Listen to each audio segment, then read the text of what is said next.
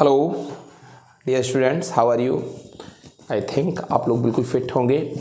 आइए हम लोग कुमार मित्तल की बुक से विद्युत चुम्बकीय तरंग चैप्टर के न्यूमेरिकल्स लगाते हैं, इलेक्ट्रोमैग्नेटिक वेव्स के। ठीक है ना। आए question number first, numerical number. Question आपको वीडियो के डिस्क्रिप्शन में लिंक में मिल जाएगा। पहला क्वेश्चन है, कह रहा वैक्यूम में प्रोपागेट एक इलेक्ट्रोमैग्नेटिक जो वेव है उसका इलेक्ट्रिक फील्ड का जो एम्पलीट्यूड है वो आपको दे रखा है 90 वोल्ट पर मीटर। ठीक है। एंड नाउ आस्किंग कि इसके मैग्नेटिक फील्ड का जो है एम्पलीट्यूड कितना होगा, बी नॉट आपसे आस्किंग है। तो everybody knows E naught upon B naught is equal to C, and B naught asking then E naught's divide by C, that is B naught. So B naught is equal to E naught's value 90 volt per metre, so upon C that is 3 equals 30 volt per metre, that is B naughts value. Okay, I'm sorry, not volt per meter, 3 into 10 to the power 8 meter per second. Okay, now this is 30 and 10 to the power 8 goes to ऊपर 10 to the power minus 8 volt upon meter multi second goes to ऊपर and upon also remains here meter. So now calculate the meter. 3 into 10 to the power minus 7 volt per meter is Newton per coulomb, rate can be written down. ठीक है ना। and second come here, coulomb per second, and meter is also already downward. So right now 3 into 10 to the power minus 7 Newton coulomb per second is equal to ampere meter. It is wrote as Tesla. Okay, this is the answer of B naught. Now next question, see question number second. कह रहा है कि धन x axis के direction में propagate एक electromagnetic waves है जिसके किसी पॉइंट पर इलेक्ट्रिक फील्ड दे रखा है, बी वेक्टर दे रखा है, मैग्नेटिक फील्ड दे रखा है। क्या चीज? 1 into 10 to the power minus 8, ठीक है, जे कैप टेस्ला। यानी कि जो आपका मैग्नेटिक फील्ड है वो किस डायरेक्शन में बेटा, बहुत क्लियरली आप समझ लीजिए।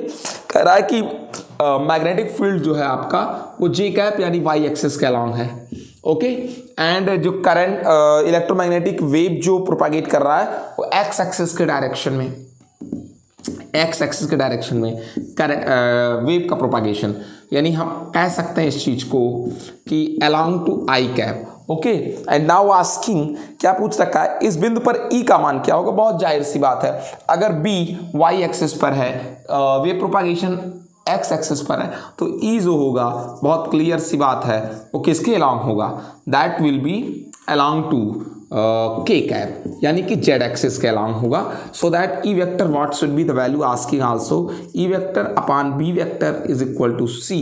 आप चाहे तो वेक्टर को रिमूव कर सकते हैं यहाँ से, no problem. So the value of E is equal to B into C. So B into C, तो B की वैल्यू कितनी है, 1 into 10 to the power minus 8, and C की value 3 into 10 to the power 8, and B की value होती है Tesla, जिसको आप कह सकते हैं न्यूटन पर एम्पियर मीटर, एंड C की वैल्यू मीटर पर second. So metre metre cancel and ampere into second is equal to coulombs होते हैं। Ampere into second is equal to क्या होता है, कुलाम होता है। तो 3 newton ampere into second is equal to coulomb, newton पर कुलाम, और डायरेक्शन आपको ऑलरेडी मैंने बता ही दिया है कि के कैप के डायरेक्शन में होगा। ठीक है, ये हो गया। Next question, question number third asking, I will tell you.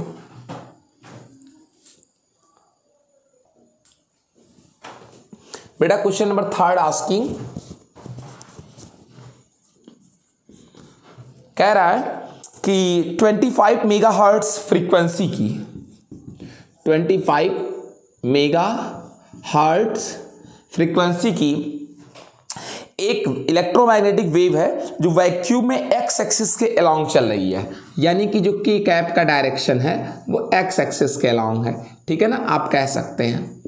तो एक्स एक्सिस के अलॉन्ग चल रही है, एंड देन कह रहा है कि स्पेस में किसी स्पेशल पॉइंट पर इसका इलेक्ट्रिक फील्ड ई वेक्टर 6.3 जे कैप वोल्ट पर मीटर है, और क्या पूछ रखा है इसमें, कह रहा है इसी पॉइंट पर मैग्नेटिक फील्ड क्या होगा। तो बहुत क्लियर सी बात है, मैग्नेटिक फील्ड। अब आप देख सकते हैं कि wave propagation x axis, electric field वो वाई एक्सिस में है, ठीक है ना। Then B, it must be along to the z axis, that you can see it is along to k cap and unit in Tesla.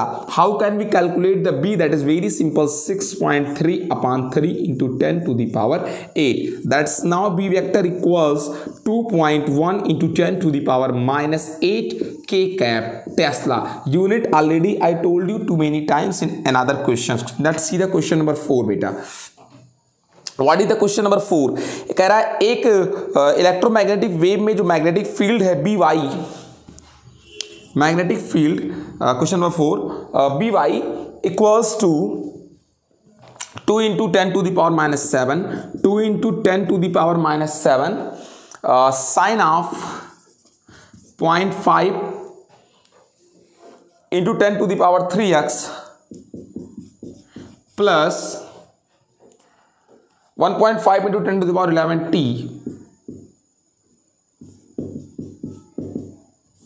Small T.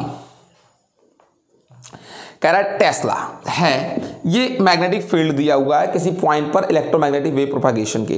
कह रहा है इसी स्पेशल पॉइंट पर आपसे क्या पूछ रहा है, कह रहा है तरंग की आवृत्ति और तरंग दैर्ध्य क्या है। तो बहुत सिंपल बता दें, पहले तो आपसे फ्रीक्वेंसी पूछ रखा है और क्या पूछ रहा है, तरंग दैर्ध्य पूछ रखा है, वेवलेंथ पूछ रखा है। तो आपको बता दें, आप पहले कंपेरिजन करा लें, B Y is equal to B naught, ठीक है ना, sine k x minus omega t, k x plus omega t. अभी हमारी जरूरत सिर्फ इतनी सी है। अब आप एक पहली सिंपल सी चीज देख लें, वो क्या देख लें कि कंपैरिजन अगर आप कराते हैं तो आपसे पहले क्या पूछ रखा, फ्रीक्वेंसी पूछ रखा, तो ओमेगा का कंपैरिजन कराएंगे तो इतना मिलेगा। यहां से omega is equal to 2 pi n होता है, and that's now on comparing 1.5 10 to the power 11, and now n is equal to 1.5 10 to the power 11 upon 2 into pi, and answer will become in hertz. So frequency will be on dividing this. Okay, आप इसको divide कर सकते हैं बहुत simply तरीके से। तो 23.9 into 10 to the power 9 hertz आएगा। So n is equal to 23.9 giga hertz. Okay, this is frequency. And then आज उसके बाद क्या पूछ रखा है, वेवलेंथ पूछ रखा है। तो कंपैरिजन करा दें, यहां से k is equal to what should be 0.5 into 10 to the power 3, 0.5 into 10 to the power 3, and now 2 pi by lambda equals 0.5 into 10 to the power 3. So now lambda is equal to 2 pi upon 0.5 into 10 to the power 3. That's come here. So now the lambda's value will become 1.26 into 10 to the power minus 2 meter. That's you can write now 1.25 centimeter. This is the lambda's value. And now asking the question again, कह रहा है expression for the electric field, expression for the electric field. I want to say to you बेटा, expression for the electric field it must be actually you have provided the magnetic field, you have provided the magnetic fields. क्या ये आपको B naught दे रखा है। So B naught is equal to 2 into 10 to the power minus 7, 2 into 10 to the power minus 7। अगर आप इसमें multi करा देते हैं किसका, सी का, तो आपको ई नॉट मिल जाएगा। And now sine. अब आपसे थोड़ा सा इसमें दिमाग लगाना पड़ेगा। व्हाट इज डेटा, अब इसके बाद देखिए आपको दिमाग क्या लगाना पड़ेगा। साइन आपको जो दिया हुआ है उसको रख दें, आपको ये के यही रहेगा 0.5 into 10 to the power 3x plus 1.5 into 10 to the power 11 t, ठीक है ना। अब आपको केवल यही इतना चेंज करना है। अगर आप 2 का मल्टी किससे करा देते हैं, c से, तो आपको बहुत इजीली क्या मिल जाएगा बेटा। हाँ, डायरेक्शन आपको शायद थोड़ा सा सोचना पड़े कि डायरेक्शन क्या होगा। तो इसमें डायरेक्शन जैसी कोई बात आपसे पूछी नहीं तो आप डायरेक्शन बताओगे क्यों। 2 c that is 30, I think that is 30, 10 to the power 8 हो जाएगा, 30 नहीं 60 हो जाएगा, 60 sine 0.5 into 10⁻³ x + 1.5 into 10⁻11t and naught tesla, actually it is volt per metre, that is the value. मैंने यहाँ पर कैसे रखा है इसको 2 इंटू, मतलब ये इसको मैंने c का मल्टी करा दिया। c की वैल्यू सबको पता है, कैसे आपने करा दिया सर? चूंकि मैं जानता हूँ E/B इज इक्वल टू क्या होता है c, तो e की वैल्यू के लिए हमको b इंटू क्या करना पड़ा, c करना पड़ा। ये क्वेश्चन नंबर हमारा कौन सा था बेटा? क्वेश्चन नंबर ये 4 था।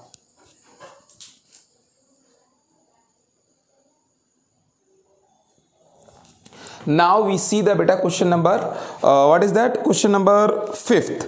Okay, let's see the question number 5th. What is that? Question number 5th देख लीजिए। आपसे क्या पूछ रखा है?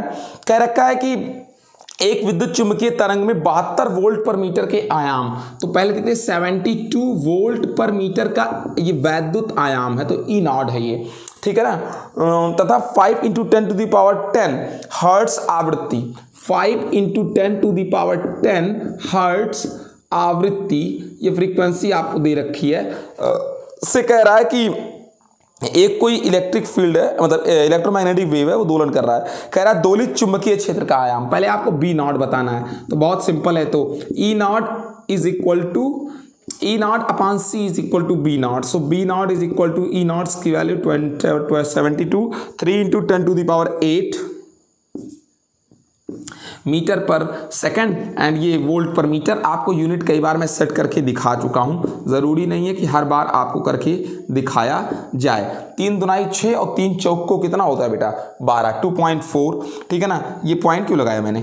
10⁸ ऊपर चला जाएगा, n-8 बन जाएगा, सो ये रिमेन्स टेस्ला में आ जाएगा। B0 इज इक्वल टू इसको 2.4 इंटू 10⁻⁻7 टेस्ला भी लिख सकते हैं, ये B0 आ गया। उसके बाद क्वेश्चन पूछ रखा है, क्या चीज़ कह रहा है कि एक तो ये हो गया, वैद्युत ऊर्जा घनत्व पूछ रखा है। मैं आपको जरा सा एक चीज क्लियर कर दूं, जरा सा आप लोग ध्यान दे दें, वरना दिक्कत में आप रहते हैं हमेशा।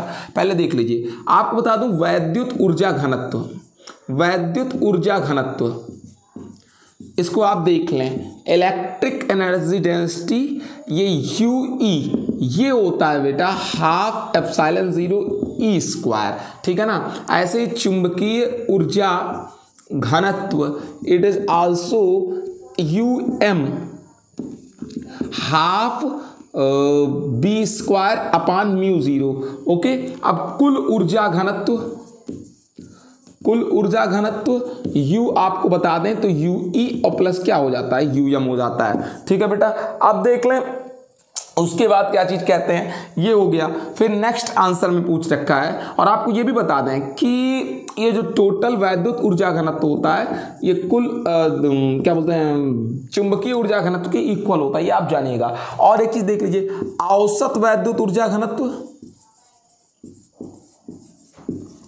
औसत वैद्युत ऊर्जा जो घनत्व होता है, औसत वैद्युत ऊर्जा घनत्व जो होता है, आप ऐसे कह सकते हैं, ये होता है बेटा 1/4ε0 E0², या फिर ठीक है ना 1/4ε0 E0², या तो ये होता है, या फिर ऐसे कह सकते हैं 1/2ε0 E²। ओके, अब उसके बाद ऐसे ही औसत चुंबकीय ऊर्जा घनत्व U⁻m मैग्नेटिक 1/4। बहुत लोग कंफ्यूज रहते हैं इस फार्मूले को लेकर के, कई बार मैंने देखा इसको B0²। Either you can write now here μ0 and E², ऐसे कह सकते हैं आप, सॉरी B²।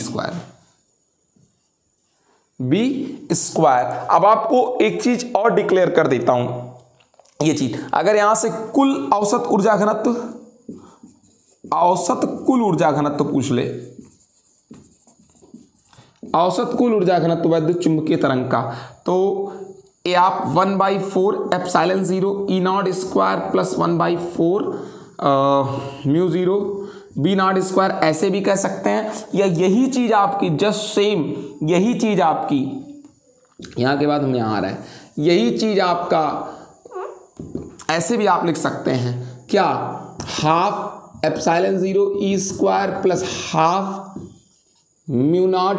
B², ऐसे भी लिख सकते हैं, ठीक है ना। अब आपको एक चीज मैं यहां और डिक्लेयर कर देना चाहता हूं, वो क्या चीज है कि आप इन सब चीजों को भी जानें। ये इक्वली होता है, दोनों इक्वल होता है, ठीक है ना। और ये भी जाने कि क्या चीज़ एक और जाने, आप भूल रहा हूं जो चीज़ आपको बताना है, एक बहुत इंपॉर्टेंट बात ये कि E is equal to E naught upon root 2, E is equal to E naught upon root 2, ये होता है, इसको आप समझने की कोशिश करिएगा। Okay, E is equal to, ये इसको आप ERMS कह सकते हैं, E naught upon root 2. Okay, now we solve the question that asking.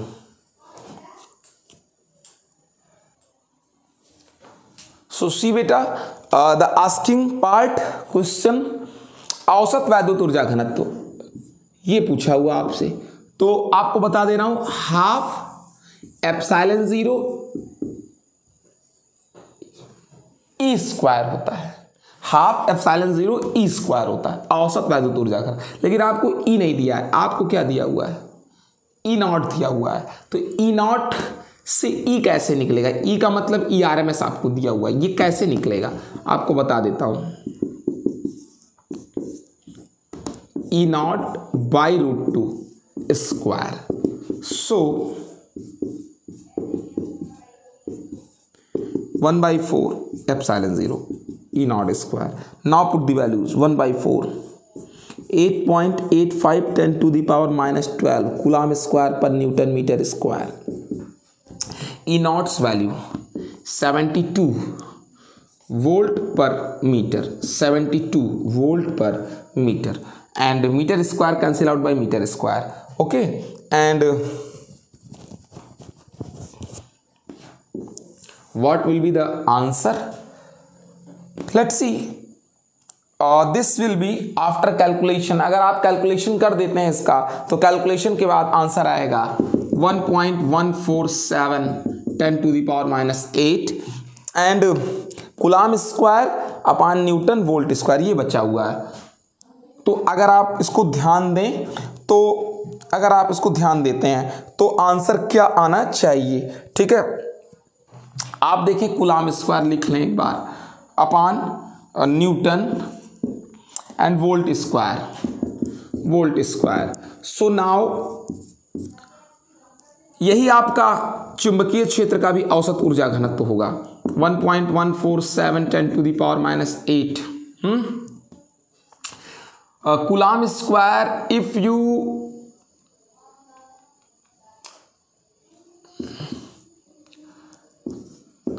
Volt is equal to joule, okay, volt is equal to joule, 1 minute, volt is equal to joule per coulomb square. So coulomb square cancel, and now you bar E. बहुत कम लोग ऐसे हैं जो unit को clarify करते हैं। अब देख लें, joule is equal to newton metre गुणे newton metre upon what is this, newton cancel. Now here remains 1.147 10 to the power minus 8 only for unit Newton meter joule and meter upon nothing, joule, Newton meter joule and meter, and here remains nothing, only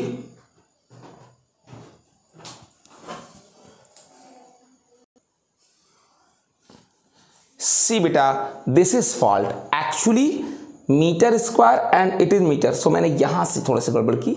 आप एक काम करें कि इस volt per metre को Newton per coulomb ऐसे लिख देते, अगर न्यूटन पर क्या कूलम, तो हमारे लिए रास्ता थोड़ा इजी हो जाता कि कूलम से कूलम स्क्वायर कट जाता और ये हमारे पास मेहनत ना करनी पड़ती। यहाँ सिर्फ एक क्या बचता, न्यूटन बचता एंड एक मीटर बचता, न्यूटन मीटर बचता, और यहाँ पर क्या बचता, न्यूटन बचता, ठीक है ना, न्यूटन बचता। अब हम सारी कैलकुलेशन से क्या हो गए, बच गए फर्जी के।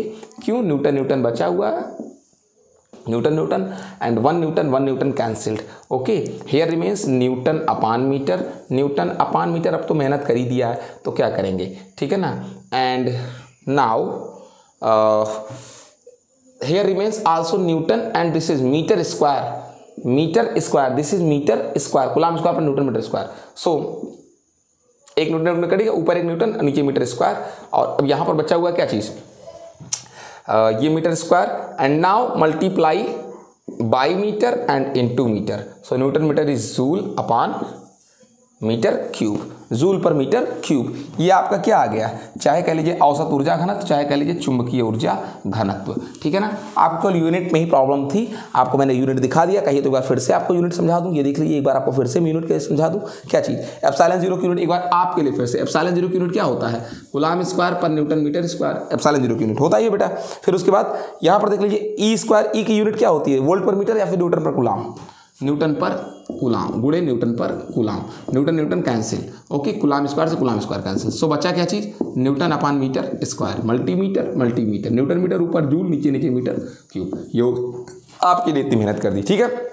उसके बाद क्या पूछ रखा है, कह रहा कुल ऊर्जा घनत्व, तो बहुत जाहिर सी बात है, कुल ऊर्जा घनत्व, वो भी कुल ऊर्जा घनत्व पूछ रखा है। पहले बहुत ध्यान दीजिएगा कि कुल ऊर्जा घनत्व, पहली चीज औसत कुल ऊर्जा घनत्व नहीं पूछ रखा है बेटा, क्या पूछ रखा है, कुल ऊर्जा घनत्व। तो मैं बहुत क्लियर सी बात कर दूं इसमें कुल ऊर्जा घनत्व के बारे में, कि आपका कुल ऊर्जा घनत्व जो आएगा वो UE, कुल औसत ऊर्जा घनत्व बता दीजिए, UM बार, दोनों को जोड़ दीजिए। अगर इन दोनों को जोड़ेंगे, दोनों इक्वल है, तो क्या आएगा 2.25 कितना आ जाएगा बेटा, 4 आ जाएगा, ये शायद 2.25 नहीं, ये 4 4 8 2.294 into 10⁻⁻8 joule per metre cube, ये कुल ऊर्जा घनत्व हो गया U bar, okay, that's now.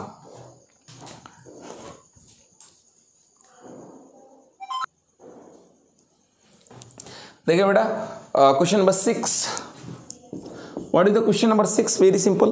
कह रहा है एक इलेक्ट्रोमैग्नेटिक वेव है, कह रहा है उसके वैद्युत क्षेत्र के घटक ऐसे हैं, EX बराबर EY equal to 0 and EZ axis, यानी Z एक्सिस पर जो E है वो आपको दिया हुआ है 2 इन cos 2.0 लिखा है, cos of pi into 10⁻15 t minus x/c, ये दिया हुआ है एंड करेक्ट। उसके बाद क्या दिया हुआ है, कह रखा है कि जहां c is equal to 3 × 10⁸ metre पर सेकेंड, देन सेइंग, कह रहा बताइए तरंग किस दिशा में गतिमान है। इसको देखें x को, यानी वेव प्रोपागेशन वो प्लस x एक्सिस के डायरेक्शन में है। फिर क्या कह रहा है, कह रहा है कि तरंग के चुंबकीय क्षेत्र के घटक के मान क्या होंगे, b के मान क्या होंगे। तो पहले आपको बता दूं, अगर इलेक्ट्रिक फील्ड z एक्सिस पर है, E along to z axis बेटा, and k cap along to, मतलब k वेक्टर, तरंग जिस तरफ प्रोपागेट हो रही है वो x एक्सिस यानी i कैप, देन जाहिर सी बात है b vector is along to j cap, okay. So right now here b y लिख सकते हैं इसको, by, so write down. Then हमको ये भी चाहिए तो बहुत इजली मिल जाएगा, क्या, अगर आपको E दिया है तो E/c इज इक्वल टू क्या होता है, B होता है। ये आप अच्छे से जान रहे हो कि E/c इज इक्वल टू क्या होता है, B होता है। तो ये 2.0 दिया हुआ है, 2 पॉइंट कितना 0 दिया हुआ है, ठीक है बेटा।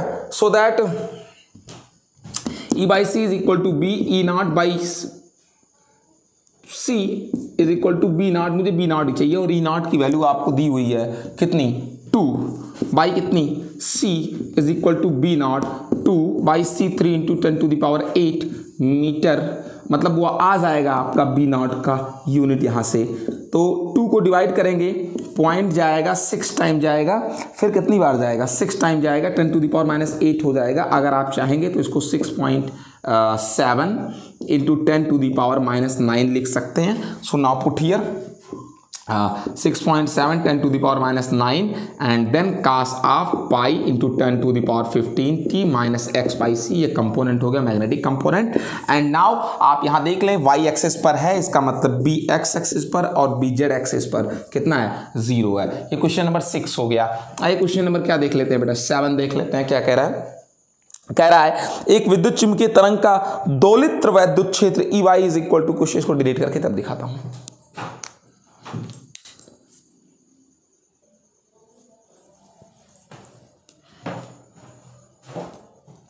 सी द 7th क्वेश्चन क्या कह रहा है। एक इलेक्ट्रोमैग्नेटिक वेव का जो ऑसिलेटिंग इलेक्ट्रिक फील्ड है, ऑसिलेटिंग इलेक्ट्रिक फील्ड जो है बेटा वो 30 साइन ऑफ, यहां नहीं लिखे यहां लिखे 30 sine of 2 into 10 to the power 11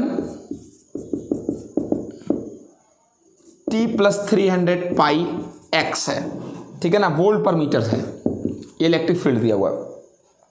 कह रहा है सबसे पहले वेवलेंथ बताएं, तो आपको बता दें E y is equal to E naught sine of omega t plus k x. तो पहले आप वेवलेंथ बता दें, k is equal to 300 pi and now k is equal to 2 pi by lambda, 300 pi and pi cancel out, then it is 150 and right now here lambda is equal to 1 upon 150, okay, and meter 1 upon 150. So you have to divide this. When you divide this, then you will get the answer 0.0067 meter. 0067 meter. This is the value of lambda and after that provided that is सही है, बिल्कुल correct. फिर क्या कह रहा है, कह रहा है कि मैग्नेटिक फील्ड के लिए क्या एक्सप्रेशन बताएं, मैग्नेटिक फील्ड के लिए एक्सप्रेशन तो बहुत क्लियर है, मैग्नेटिक फील्ड के लिए बिल्कुल क्लियर है।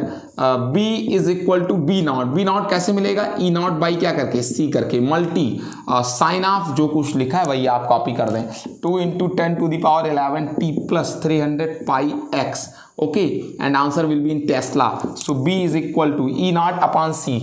ई नॉट अपॉन सी, जब आप इसको ई नॉट यही है बेटा 30, इसको जब सी मतलब 3 into 10 to the power 8 से डिवाइड करोगे that will be get you 10 into 10 to the power minus 8, its can be 10 to the power minus 7 sine of 2 into 10 to the power 11 t plus 300 pi x, that is in Tesla. It is complete. Now the question of the what you can say Kumar Mittal books, okay, Kumar Mittal की book का complete हो गया। अब मिलते हैं हम लोग next video में। Good bye with new chapters.